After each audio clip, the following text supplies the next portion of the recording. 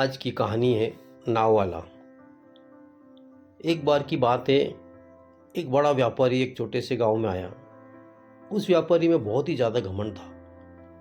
वो व्यापारी इस गांव में अपनी एक फैक्ट्री बनाना चाहता था और वो उस जगह पर जा ही रहा होता है कि उसके सामने एक ऐसा रास्ता आता है जहां उसके सामने एक नदी होती है और नदी के उस पार गांव होता है।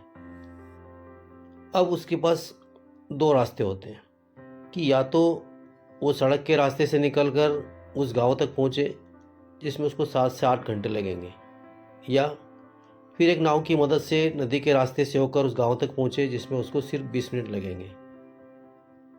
उसने अपना समय बचाने के लिए नाव से जाने का फैसला किया। उस वक्त वहाँ एक नाव वाला अपनी नाव लेकर खड़ा था। वो व्यापारी उस नाव में बैठ गया। वो नाव ज़्यादा बड़ी नहीं थी। उस नाव के एक तरफ वो आदमी बैठा था जो नाव चला रहा था और दूसरी तरफ वो व्यापारी बैठा था। नाव में बैठने के कुछ वक्त बाद व्यापारी ने उस नाव वाले से पूछा, तुझे पता है कि इस वक्त तेरी नाव में कौन बैठा हुआ है? ये सुनकर नाव वाले ने बड़े ही भोलेपन से जवाब दिया, नहीं साहब, मुझे नहीं पता कि आप कौन हैं। यह सुनकर व्यापारी बोला, अरे तू क्या अखबार नहीं पढ़ता? अखबार में तो हर दूसरे दिन मेरी फ़ोटो आती है।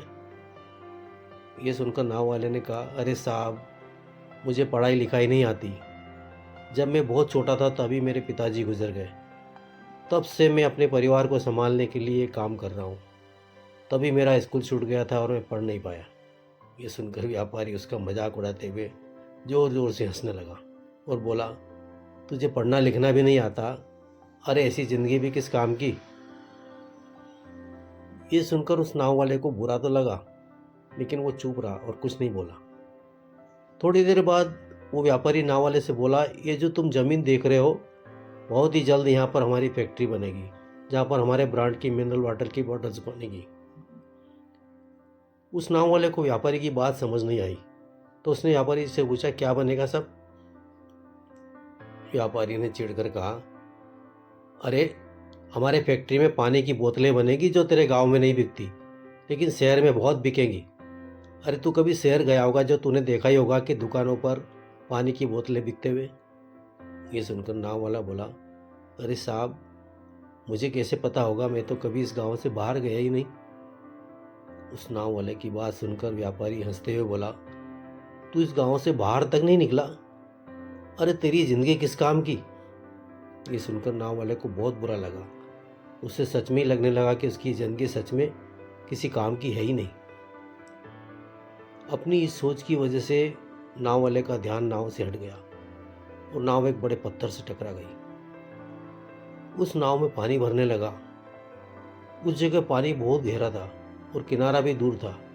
नाव वाले को यह बात समझ आ गई कि अब इस नाव को बचाने का कोई रास्ता नहीं है। वो अपनी जान बचाने के लिए नदी में छलांग लगाने ही वाला था कि उसने व्यापारी से पूछा, साहब आपको तैरना तो आता है?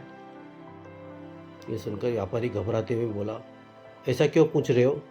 मुझे तैरना नहीं आता। ये सुनकर नाव वाला हंसकर बोला, अरे साहब, आपको तैरना भी नहीं आता? ऐसी ज़िंदगी किस काम की? ये सुनकर उस व्यापारी को अपनी गलती का एहसास हुआ।